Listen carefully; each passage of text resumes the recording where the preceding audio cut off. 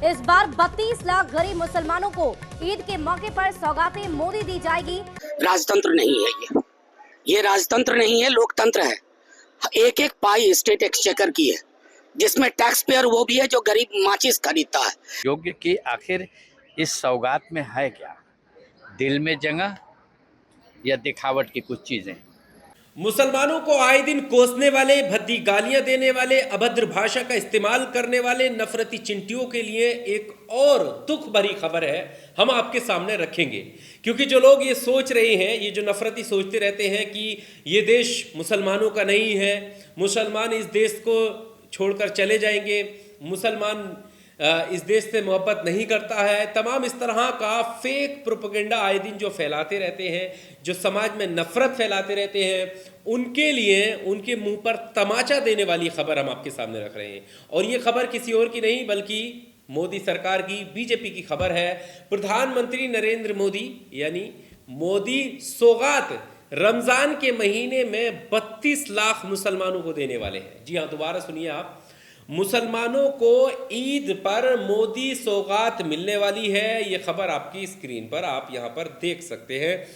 BJP के 32,000 पदाधिकारी 32,000 मस्जिदों में संपर्क कर 32 लाख करीब मुसलमानों को सौगातें मोदी देंगे।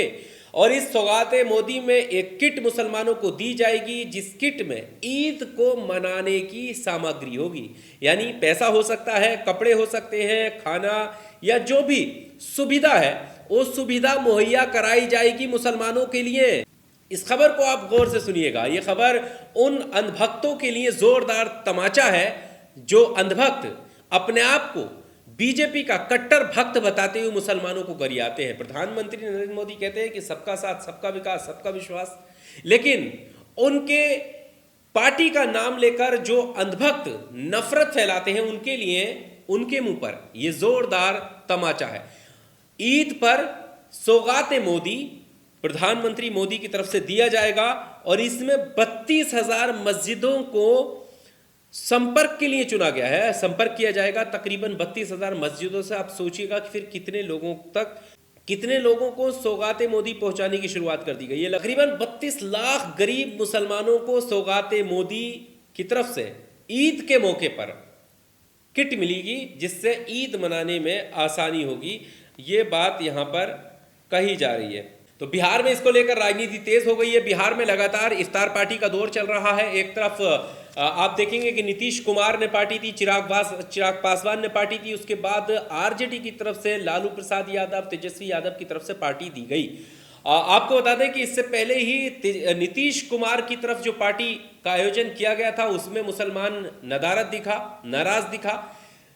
साथ ही चिराग पासवान की पार्टी में भी मुसलमान शामिल होने नहीं गए, जिसको लेकर चिराग पासवान ने यह कहा कि मुसलमान इस तरह के सौहार्दपूर्ण पल को राजनीति का हिस्सा ना बनाए।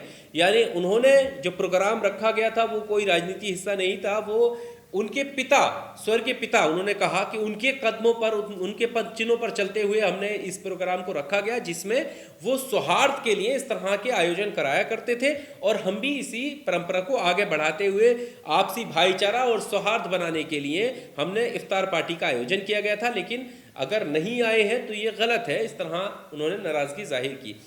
वहीं क्योंकि आपको पता है कि बिहार में चुनाव है और चुनाव के मद्देनजर इस तरह के आयोजन कराए जा रहे हैं, इफ्तार पार्टी का आयोजन कराया जा रहा है। और अब इसमें भारतीय जनता पार्टी भी पीछे नहीं है।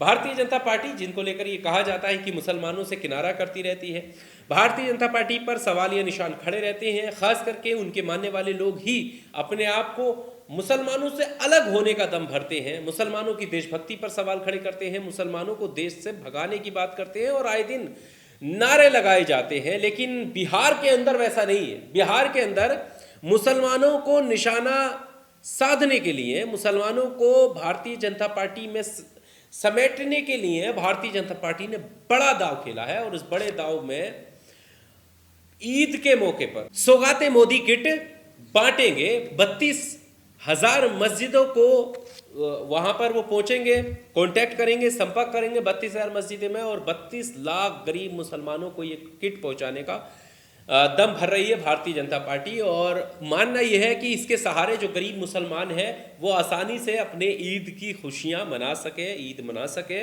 ऐसा भारतीय जनता पार्टी कर रही है। इस खबर को लेकर अंधभक्तों में काफ़ी कुछ चिलमिलाहट उठी होगी। बहरहाल आपको क्या कुछ कहना है, कमेंट बॉक्स में आकर अपनी राय जरूर दीजिएगा। शुक्रिया।